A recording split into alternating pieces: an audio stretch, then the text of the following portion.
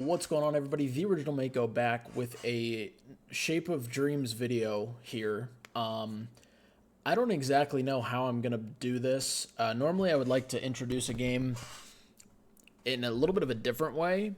However, if anybody's real OG, the channel pretty much started taking off and kind of started in an exact same situation like this, where I was playing Gunfire Reborn on my own and I came across something that was really cool and fun. And I was like, wait a minute, this is a pretty cool synergy. I gotta start recording. That's kind of what happened here in Shape of Dreams. Now, this is a new roguelike game. It's kind of a mix. It's kind of, I don't know. It's kind of like a bullet hell, but it's also very interactive. You're not auto casting. You have to cast. The builds seem like they're going to be very diverse and interesting. This is literally my second run ever. I was just trying it to see if it'd be a fun game to stream or make content on, and it looks like it's going to be. This just came out. Looks like a lot of people have been playing it. It has pretty good reviews on Steam. But I had a really fun little interaction with one of my abilities and one of my gems. So I was like, I'll just hit the record button and start recording from where we are in the run. So we're mid-run here. We're just going to play the run out. I'll explain kind of the cool thing. So this game, you start with specific abilities for your character, which there are a couple that you can pick between. You have to unlock other ones, but you can pick between them.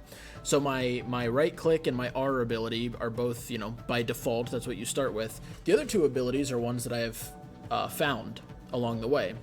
Now, these also have, each ability has 3 slots, and you can find these gems during runs that you can put onto any of these abilities. So if I wanted to, I can take this one, drag it over here, put it over here. I can do whatever I want, right? And as you can see in the upper right of the little text box here, they each have quality amount. So the higher quality, the bigger an effect it has. So the interaction I want to talk about is my E ability and the gem that I got for it. So this ability, you quickly slash through enemies with a flaming sword, dealing 50, that symbol is ability damage, fire damage, and an additional 202 fire ability damage. Damage and range scale with movement speed. If an enemy is killed, the cooldown is reset. That's an important part.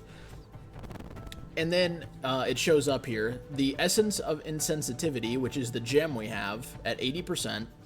Casting this memory drops a bomb for every 2 meters you travel over the next 3 seconds.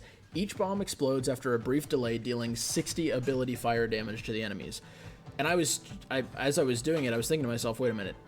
2 things. One, obviously, because as soon as you press the E button, the gem triggers. So the bombs drop along the line, and then once again, as you move, the bombs keep dropping. So since it's a movement ability, the bombs just auto drop, which is pretty cool. That's a lot of extra damage.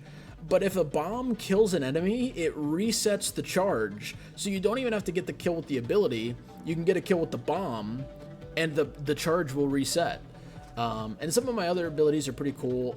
Umbral Edge, which is an epic ability.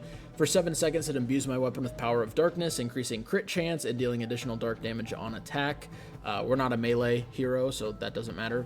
And then our default abilities, we have our normal shot. We have our R ability, which is pretty buffed up right now, which was that little burst fire you saw. And it also just has damage increase. It's fire damage from one of my gems, and then it casts 5 arrows on cast, which is pretty cool. And then my right click, which is just a big shotgun burst. I know this might be a lot of you seeing this game for the first time. If it is, I kind of wanted to give an introduction of kind of everything and how it works. You move through these procedurally generated constellation-looking things. And each area has, it'll tell you kind of a hint of what's in those areas. And then there are these hunters, which is kind of your time mechanic.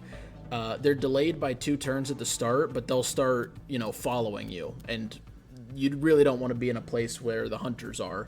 So you kind of have to move to get away from them. But Really fun game so far. It's only my second run, but I've had a lot of fun with it.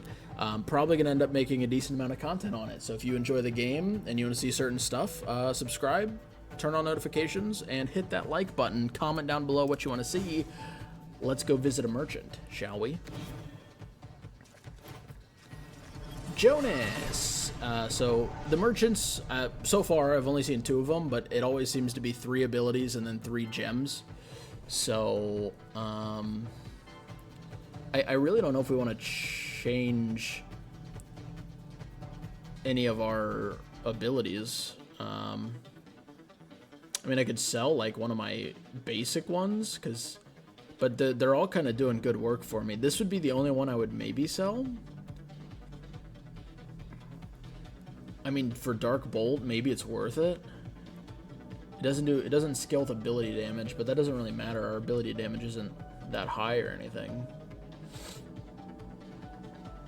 The spread is just really nice. And the fire damage is nice.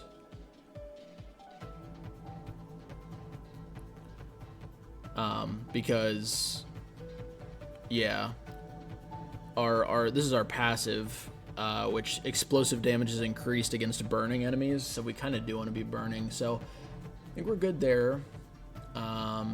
We could throw another, well, no, that would just upgrade this one from 30 to 40, so it'd be 28 damage to 30 damage. None of our memories restore health, and this is the same thing. So is it worth spending 155 to upgrade it by 2 damage? No. So we're not going to do anything here. Sorry, Jonas. Another merchant? What? Okay.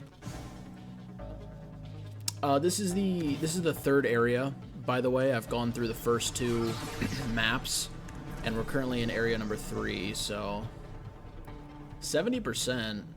When you kill an enemy, the cooldown's reduced by 0.8 seconds. Throwing that onto our R might not be bad.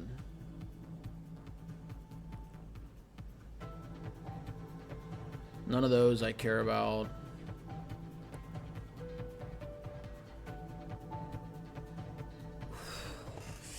That's pretty good too if we throw that on this ability. That's also pretty good, but it's the lowest. It's chipped. I think I might try this one. Oh, I can't even buy this one. I don't have enough money. I am poor. All right, we'll take that. And we'll throw it onto our bursty ability. An ominous presence, which means I think it's going to be, there could be like an elite enemy here. So fuck it, let's do it.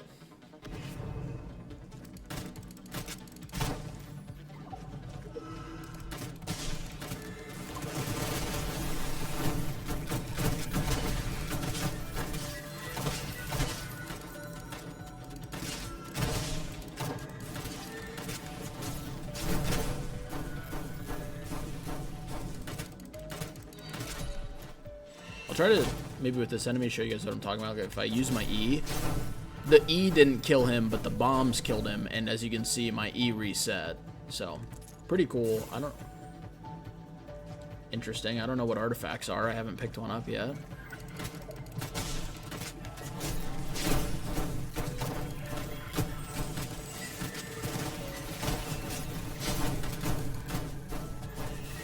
That's not gonna kill. Yeah, that was bad.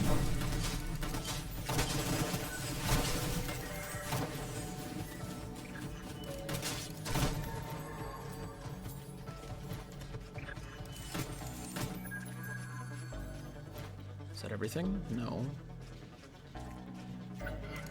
There's the elite. No, I missed the R. That's a bad miss. It's okay, he's already... Ooh! Just exploded in my face.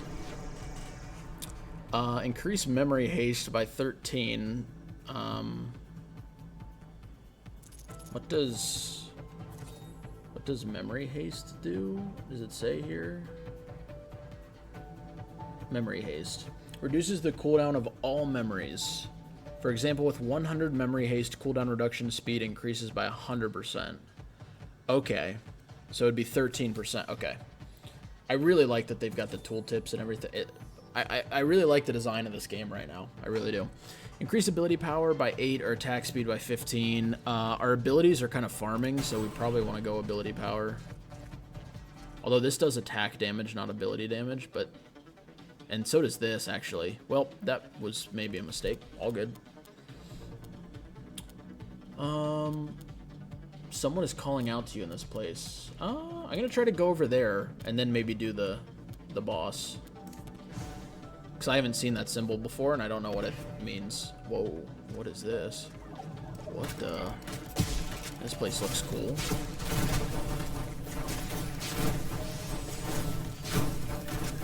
What? I didn't get a kill there? Oh, man.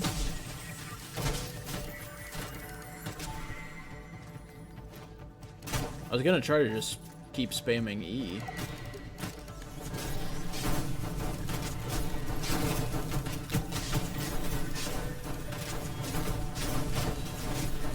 Like that.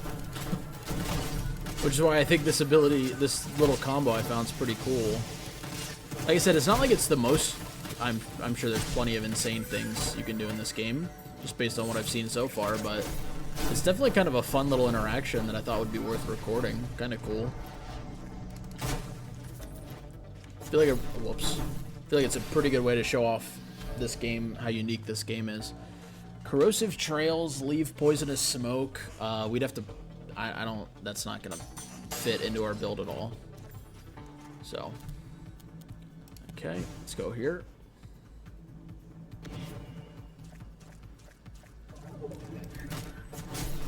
Please kill.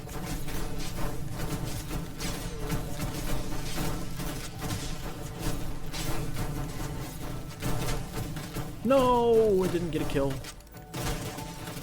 But look, I mean, we just cleared out all of those ads by just pressing E, pretty much. Like I said, kind of cool, kind of fun. Figured I'd start recording and show it off a little bit.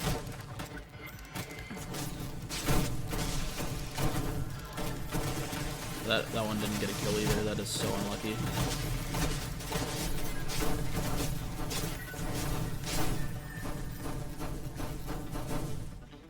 Okay. Nope, still more.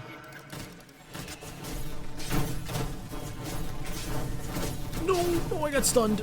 I don't know what I got stunned by, but I got stunned.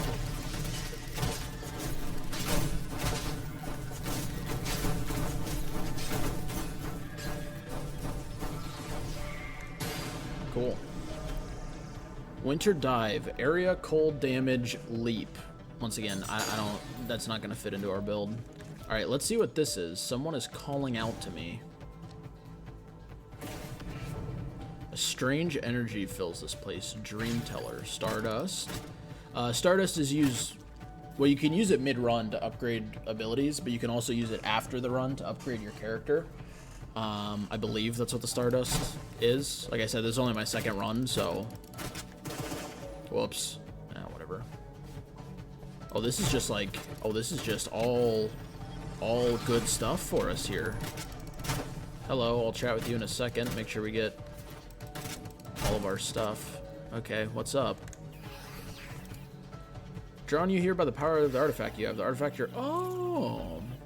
Even though it's lost its power, it's still someone's treasure. If you give me the artifact, I'll tell you the story inside it. Would you hand it over? Sure. It's glowing softly like moonlight. Can you hear it? A merchant's certificate seems ordinary, but it's actually quite special. So do we have to, like, activate all of our artifacts at a Dream Teller, maybe? Or maybe only the first time we get one? Oh my god. I'm not gonna read the lore behind Jonas, but... Oh, maybe that is... Maybe the artifacts really are just, like, pure lore. We got a lot of Stardust either way, you know. Can I just go straight here? No, I have to go back here. Do I have to clear out the area again? Surely not. No, okay. Yeah, you can see that all these areas are red because they're all filled by the hunters now. But let's go ahead and do the boss. Obviously, our E ability killing things and resetting its cooldown doesn't really matter for the boss. but our other abilities are still pretty good, so we'll see how it goes. Oh, hello. Who's this boss? What the... Nyx, the goddess of night.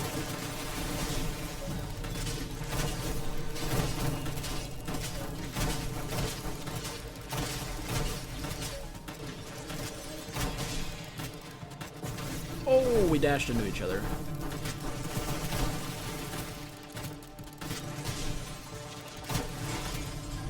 Ow. Oh, immune. Don't love that. I do like this though. Oh wait, whoa, whoa, whoa! I thought, oh my god, oh my god! I don't like it. I don't like it anymore. I changed my mind. I thought I'd be able to kill the ads with my E ability and it would reset the cooldown, but I must not have killed them. Oh my god, we're taking so much damage. No, stop. Please, you don't have to do this. I dashed right into him. Oh my god, she has a phase 3. Please, mommy, Nyx, no. Oh my god. I just emoted. I'm getting pulled into the... No. No, she exploded all over me. Damn. Well, it was bound to happen at some point. 3 worlds visited, 1 death, 26 locations, 400 kills. Hey, you know, that was a pretty good run. I'll take it. We found a really fun, cool little interaction here. And I'll kind of show you guys the menu screen and the upgrade screen and that kind of stuff. Because like I said, this is kind of my introduction for this game. And normally I would do this back the other way where I'd start with this menu and then go into a run. But like I said, I was just playing offline and found something super cool. Anyway, achievement unlocked, which 450 Dream Dust, which unlocked a new Traveler. Travelers are the characters you can play as. Defeat 250 burning enemies unlocked a new memory, which are the abilities. Reaching the Starry Dream unlocked a new Traveler. And this unlocked a new artifact. Okay. Okay, cool. These are all the new items we discovered. And this is our hero... mastery, which got to level 4. Not bad. So yeah, if I go to like the change traveler here we can see the first 2 you start with, which is Lacerta, the hunting lizard, which is what I started with here, and Mist, who is the duelist of House Verdesilver, and I just unlocked Ubar, God of Stars, with the dogs out, and Vesper, who looks fucking cool. Ruthless Inquisitor of the Order of the Sacred Flame. There's also 4 other characters that obviously you have to do certain things to unlock them. But each character has their own memories and constellations. So once again, you can start by... I don't know what the imagination slots are. What do you put? Oh my god. You can change the traveler's memories. You can view various stars and purchase them with Stardust. As your traveler mastery increases, you can purchase more stars. Oh. You can enhance travelers by equipping them with stars. Each star works most powerfully only when equipped to the appropriate type of slot. Okay, so you can buy destruction... well, you can buy any kind of stars here. And it looks like each... Similarly, flexible stars operate at a maximum efficiency regardless of which type of star is equipped. Okay. I was going to say, and it looks like each character has their own set of them here, and then their own, like, default ones. So, anyways, that's kind of how the game works. Like I said, I kind of a weird way to introduce it, but introduce it we did. And I think we're going to be playing a good amount of it because that was pretty fun, I'm not going to lie. But thank you guys for watching. If you've been enjoying the game, let me know your thoughts on it down below. Let me know who you've been playing. And like I said, between this and Borderlands 4, we're going to have a decent amount of content. So Thank you guys for watching. I do appreciate it. Hopefully you'll have a wonderful rest of your day. Stay safe, stay healthy. I will catch you all in the next video. Peace.